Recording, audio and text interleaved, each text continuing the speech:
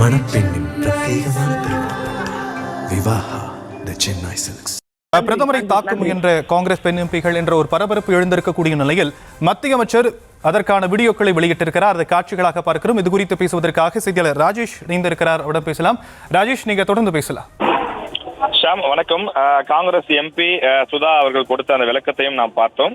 ஆனால் பாஜக தரப்பில் அல்லது நாடாளுமன்ற விவகாரங்கள் துறை அமைச்சராக இருக்கக்கூடிய கிரண் ரிஜிஜு ஆகியோர் தரப்பிலே சொல்லக்கூடிய அந்த எழுப்பக்கூடிய கேள்விகள் என்னவென்று சொன்னால், அன்றைக்கு காங்கிரஸ் எம்பிக்களை கட்டுப்படுத்துவதற்கு நாங்கள் எவ்வளவோ முயற்சி செய்தோம், ஆனால் அவர்கள் அந்த கட்டுப்பாட்டுக்குள் அவர்கள் வரவில்லை. தொடர்ந்து பிரதமருடைய இருக்கைக்கு அருகிலேயே வந்தார்கள்.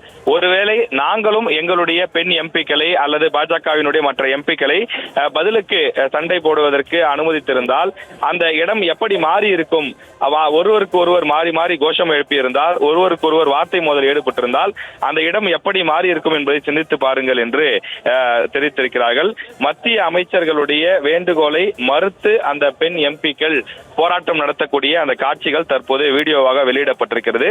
தற்போது நாம் திரையிலேயே கட்டமிட்டு காண்பிக்கின்றோம். ஒருபுறம் தமிழ்நாட்டை சேர்ந்த காங்கிரஸ் எம்பிக்கள் சுதா மற்றும் அதே போல ஜோதிமணி ஆகியோர் உள்ளிட்ட பல்வேறு காங்கிரஸ் எம்பிக்கள் பிரதமருடைய இருக்கைக்கு அருகிலே வந்து அவர்கள் பேனரை பிடிக்கக்கூடிய அந்த காட்சியை பார்க்க முடிகிறது.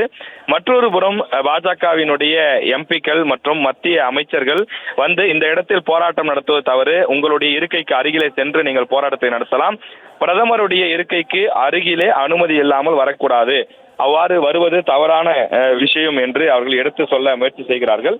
ஆனால் அதனை கேட்காமல் தொடர்ந்து காங்கிரசினுடைய அந்த பெண் எம்பிக்கள் அங்கே நின்று நீண்ட நேரம் முழக்கமிடுவதையும், குறிப்பாக பாராளுமன்ற வளாகத்திற்குள்ளே பேனர்கள் கொண்டு செல்வது தடை செய்யப்பட்டிருக்கிறது.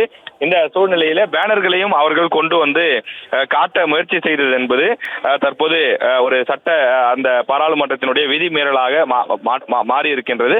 எனவேதான் காங்கிரஸ் கட்சியினுடைய எம்பிக்கள் தற்போது சஸ்பெண்ட் செய்யப்பட்டிருக்கிறார்கள். இந்த விவகாரம் தொடர்ந்து நாடாளுமன்றத்திலே எதிரொலிக்கிறது. காங்கிரஸ் கட்சியினுடைய எம்பிக்கள் சஸ்பெண்ட் செய்யப்பட்ட விவகாரம் என்பது ஏற்றுக்கொள்ளத்தக்கது அல்ல, அதனை ரத்து செய்ய வேண்டும், அவர்களை மீண்டும் பாராளுமன்றத்திற்கு உள்ளே வருவதற்கு அனுமதிக்க வேண்டும் என்ற குரல்கள் ஒருபுறம் இருக்கக்கூடிய நிலையிலே அதற்கான ஆதாரங்கள், அதாவது அவர்கள் அன்றைய தினம் செய்தது சரியா, பாராளுமன்றத்திலே குரல் எழுப்புவது சரி, போராட்டம் நடத்துவது சரி, ஆனால் அவர்கள் பேனரை அனுமதி இல்லாமல் கொண்டு வந்ததும் பிரதமருடைய இருக்கைக்கு அருகே சென்றதும் எந்த வகையிலே நியாயம் என்று கேள்வி எழுப்பியிருக்கிறார்கள். அதற்கான அந்த பேச்சுக்கள் இரண்டு தரப்பிலும் கடந்த 2-3 தினங்களாக வந்த நிலையிலே தான் தற்போது மத்திய அமைச்சர் அன்று நடைபெற்ற அந்த வீடியோவையே வெளியிட்டிருக்கிறார்.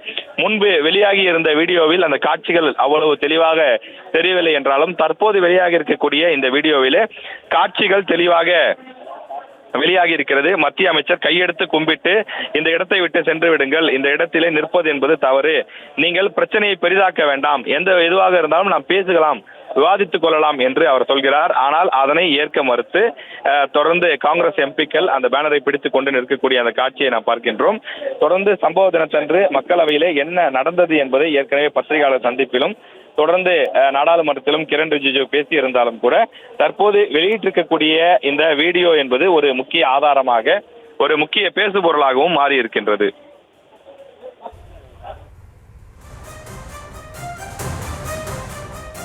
பிப்ரவரி 4ஆம் தேதி நாடாளுமன்றத்தில் என்ன நடந்தது என்பது தொடர்பான காட்சிகளை நாம் அண்மை செய்திகளாக பார்க்கக்கூடிய நிலையில் விவரங்களை செய்தியாளர் ராஜேஷ் விடங்க நாம் கேட்டும். தற்போதைய விவரங்களுக்கு நன்றி ராஜேஷ்.